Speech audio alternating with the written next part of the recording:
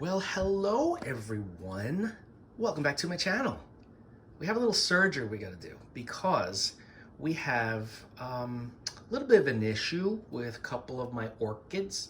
A lot of dead roots, just a lot of roots in general. I want to downsize what they're in, not these ones that you see here. There are some others I'm going to show you. And we also have a bad mealybug issue with them. So we're going to take care of that as well. But before we get started, if you enjoy this video, which I hope you do, don't forget to give it a thumbs up and subscribe. All right, let me put this where we need it on the little stand, okay? I'm gonna raise this up so we can see what we're doing. Ah, there we go. We're gonna be going back and forth to the sink too, so FYI. All right, before we get to the actual surgery, I am gonna show you some things that have been going on. Let me take the thumb off. All right, so these were the orchids that I had woken up relatively recently because they were taking a nappy.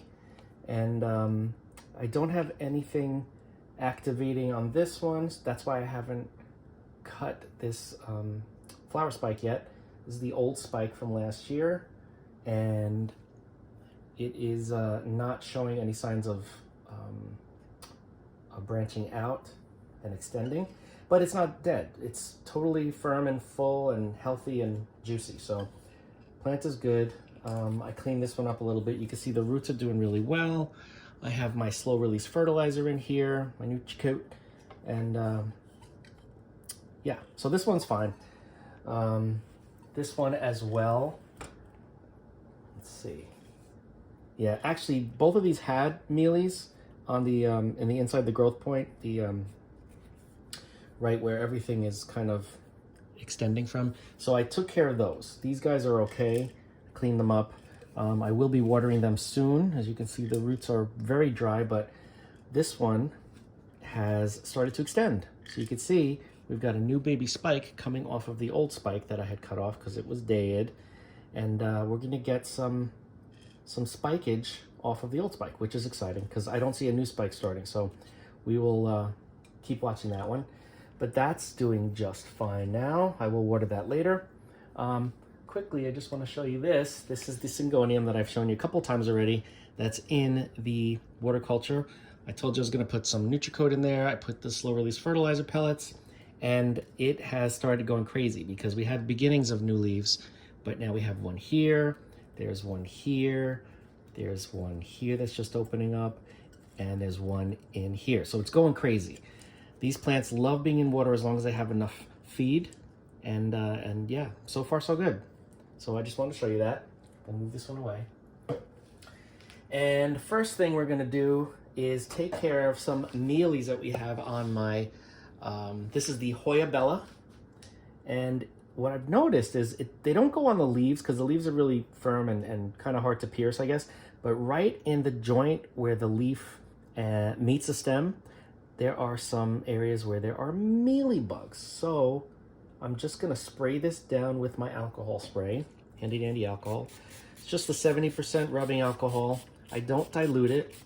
I find that it because it's not diluted, it dries quicker, but it's also more potent, so it kills the bugs with less application than you would have to if you continually dilute it. So yeah, this is pretty good at this point. I'm starting to now let these roots get a dry period as well, because as I've learned with some of the other plants, I got to clean this water out too, especially epiphytes, they love to have their roots dried up for a period of time. So I'm putting this over here out of the way, and now we're going to get started on the serious issue that we have here. So everybody, just be very quiet because I need to concentrate. I'm kidding. All right, so look at this. This one has a lot of dead roots, right? Some of these roots are okay. There's like an extension happening here. This one extended too. But I'm still gonna be cutting the majority of these off because I wanna put it into a smaller container like this one, probably this one, because the other one is gonna need a bigger container. But if you look, we got a mealybug right on top there. Mealybugs all over the back here. Oh, it's so gross. And in the growth point there. We have some too. We have some under here. So we have a lot of issues, right? So what I'm gonna do is I'm gonna put it on a paper towel and I'm gonna spray the leaves. Actually, let me lower the camera so you guys can see what I'm doing. Okay, I think that's better. I'm gonna spray the leaves down with the alcohol, and then I'm gonna use this brush to make sure that I get all aspects of these bugs. And then after I wiped everything down, I'm gonna start cutting the roots, the ones that I wanna get rid of. Then I'm gonna bring you guys with me over to the sink and just wash it all off. Because, yeah, these mealybugs really gross me out. And there's so many of them. They multiply so quickly. Look at these bugs everywhere. Ugh, it's horrible. But you know what? This is good because I know a lot of people deal with them, and I deal with them from time to time, but only on certain plants, like these guys, Hoya, obviously. So it's orchids, Hoya, and let's see, not really too many other plants. Succulents, a lot of succulents I do with these. So now I'm just gonna take this, gonna make sure that I spread the alcohol everywhere and kill everything that is on the leaves, just like this. I like using a brush because it can get in between all the nooks and crannies in case the alcohol doesn't make it there. Make sure you can see, yep. So I go in all the nooks and crannies, make sure I rub down all surfaces of the leaves to make sure that even if like the alcohol is near one of the mealybugs, when I spread it out with this, it swipes them really, really well with the alcohol and actually moves them around. And all they need to do is really get wet by the alcohol, and then their furry little waxy bodies absorb it, and bye-bye, and that's the end of that. So yeah, look at this one. Oy, these are just horrible. But you can see, like, as soon as I wipe them with the brush, they're pretty much the goners. Let's see, oh, more of them under here. Let me put this on here so I can see what they look like. It's so weird when you treat them, when you get them wet, they turn brownish because the alcohol penetrates the waxy coating, that white waxy coating that looks like fur. And yeah, I think we are good for now. Now, as a follow-up, what I would do after I'm done with everything here, I would continuously, maybe once a day, make sure that I spray down the leaves. Just spray them down. I wouldn't use the brush again, but I'd spray them down and just let it dry up. Because after I wash this, after I cut off the roots that I want to cut, we won't have much to worry about as far as any ones that are left over. That's why spraying them after should be good enough. That should suffice. All right, now let's start cutting up some of these roots. This root is extending. I'm probably going to keep that. This one, not so much. See, this one is a good root, but I'm still not going to keep the whole thing because I want to downsize, so I'm going to cut it here. I know, people are going to get upset because it hurts. You're cutting roots, and they need the roots, and roots are good, but in order to maintain them the way that I need to, I got to cut them. So I'm sorry. The great thing about it is they're not in any medium. I'm just going to cut them in half, and a lot of these are dead, but some of them are not. But yeah, I'm going to cut them in half so that they'll fit into the new glass, the new cup that I'm going to put them in. It's a plastic cup. Even though some of them feel like they're potentially dead, a lot of them aren't. This one definitely is. This one's all dried up. It's all crispy. But yeah.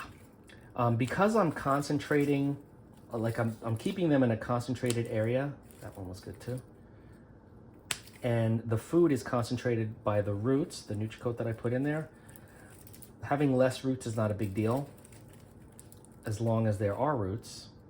But they don't have to go searching for food. Sorry if I'm in the way, guys. They don't have to go searching for food. I am just going to, yeah, I'm gonna have the food readily available to them. See, and this is good enough for me. Let me just pull off some of these old leaf sheaths because a lot of times those sheaths stick so firmly to the stem that the new roots that come out aren't able to break through, and then they get deformed, and you know, I just don't want any of that happening. These are really tight, these leaves. All right, and move some over here. This old flower spike is in the way, so I'm just gonna remove it. They're not always as easy to cut with scissors because they are very woody. So here we go. All right, so now this looks good. This is how you rejuvenate your orchid. This is how I rejuvenate my orchid. Doesn't mean anyone else has to do this, but this works for me. That's why I do it. I mean, you could see from the other ones, they're doing well. Healthy root system, and the roots grow very quickly. They start to branch off now when you cut them, because you know the plant wants to survive, so it just is like, oh, I feel like I lost roots, I'm gonna have to make some more. And that's fine, because they're not gonna get too root bound in this new cup that I have. All right, so this one is done. We'll just leave this over here, and you can see already it looks much better as far as the bugs, the mealybugs. I really think I did a good job with that. And we're still gonna rinse this off in the sink, but let's go to the other one that I have. Now this one, you'll see, oh, the bugs are really bad on this one, but it has the old spike, which I'm still gonna keep, because if you look there, it's starting to branch, okay? It's gonna extend and hopefully have some nice blooms. And this is last year's spike as well. And I see some happy sap here, but I don't see any bugs on the spike, but there are tons in here. As you can see, look at this leaf. That is just horrible. But before I do that, I'm gonna start by cutting the roots. And you can see this originally was in the acrylic yarn. It's still in the middle of the roots. I'm gonna cut all that off like I did with the other one. So yes, if you don't wanna watch that because it bothers you, then just close your eyes for a minute. I'm gonna start by cutting these in half, removing that bottom portion that has the acrylic yarn.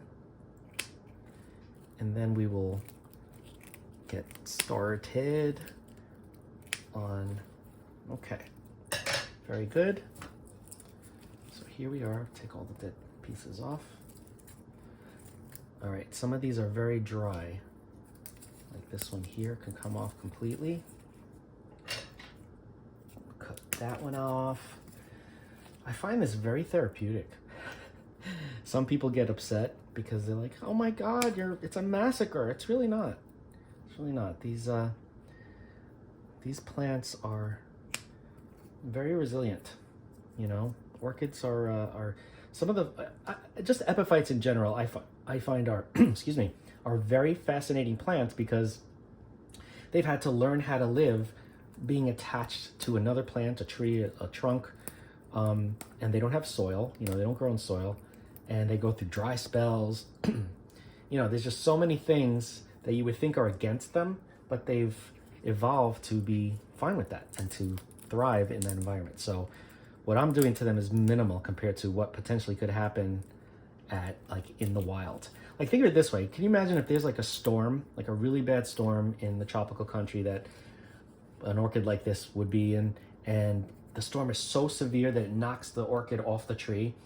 In a lot of cases, those orchids won't be able to survive on the ground. They'll either get eaten by something, or they will, I see a bug over here, what is that? Okay. They either get eaten by something, or they just aren't able to survive because the ground is too wet, or you know, something else, or there's not enough light down there in the floor of the forest. All right, now that we did that, now we're gonna spray it down because this one is gross with bugs. Dun dun dun dun, spray it all down. Here we go. I would love to hear what you guys do.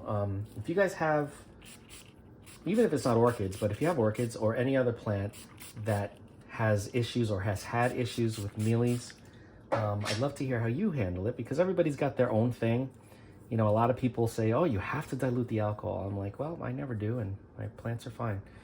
But I'd love to hear, you know, what you guys use. Some people use neem oil. Some people use dish soap. And I've tried the dish soap method too. The only problem is I get so worried about the roots getting exposed to the soap too much that it'll affect the absorbing nature of the outer coating. Like I don't want there to be any problems like that. We got happy sap here? Yeah, some sap. So that's why I use the alcohol. Plus, you know, unless you're bathing it in alcohol like I'm doing now, it'll dry up relatively quickly, you know. But I'm bathing these because this is a major issue with the mealies. And then I'm not gonna leave them saturated. That one already started drying up, but that's why I bring them to the sink and I just wash them. And I don't use soap when I wash them. I just rinse them really, really good with water. And because I cut the roots, it's a good thing I'm not using any, let me cut this root here. It's a good thing I'm not using any medium, because when you cut the roots, you open up the plant to infection. So this way they'll get wet from the bath, but then they'll just be sitting in their new cup and be able to dry and not get too many issues from the open wounds. All right, and this spike looks good. I don't need to do anything there. All right, so I'm gonna move you guys over to the sink now. Let me just make sure that it's high enough for you to be able to see what I'm doing. Yeah, that should be good. Let's bring these guys over right here. Okay. I'm not gonna use cold water. I'm gonna kind of use, I guess, tepid, like lukewarm. I don't want to do hot water, obviously. I guess like lukewarm water is good enough. It's a little bit cold. All right, I'll start with the first one we did. Just rinse it all off. And one reason why I do this, well, first of all, I want to get rid of all the carcasses of the dead bugs. But also, if there are any eggs that stick around, I want to try to flush them out as much as I can, because that'll just start up another colony of these bugs. And we don't want that, right? We don't want that. I'm surprised I didn't have any root mealies, but these roots have so much bark on them, it makes sense that I don't, because they can't really penetrate through the bark to get to the juices that the mealybugs suck on. They drink the sap from the leaves primarily, sometimes flower spikes. And if the roots were tender, they would be drinking out of the roots. But as you can see, most of the roots have turned green now that I've wet them down. So that means that they're alive and well. And I think this is looking good in here. Okay. And again, don't forget, I'm going to, put one up there. I'm going to spray them tomorrow and the next day and the next day just with the alcohol. Not soak them, but I'm going to spray them and make sure that I get in the crevices of the growth point, because, you know, that's where they love to hang out. They're protected. Those bugs are protected in there. It's new growth, so it's very supple and very soft, that they could pierce it to get their kicks, I guess you could say. But yeah, these plants are looking better already. Better already. We'll just rinse off the flower spike just in case there were some bugs on there that I wasn't aware of, or even some eggs or something. But it looks pretty good. Okay. All right, I think we are done. Just shake this dry a little bit. I'm gonna bring you guys back over now. Hold on to your seats. Okay. Now I wanna keep all of this stuff away. I don't even wanna touch it because, let me rinse my hair. Because if I get any bugs on me, I'm just putting them right back on. Okay? All right, let me see. We're looking good? Okay. Just gonna spray this down a little bit in case there are any bugs over here. I can get rid of them quickly. Okay, so this one's gonna go in the big cup, like this. See if I can get these roots in and see if they'll behave. Yes, very, very good. Here we go, looking good. And the other one, which is right here. I think we're good yet. Okay, so here we go. I put this in here, just like this. There we go. Let me raise this up so you guys can see better. I didn't realize it was so low. Okay, so now you guys can see, nice and clean, no buggies, roots are nice and trimmed. I'm gonna let these dry out, and I'll probably fill this with water tomorrow, dump it out, and let it dry again. And then it'll be back on its cycle of semi-water culture, which is leaving just a little bit of water at the bottom, and I just let it dry out naturally.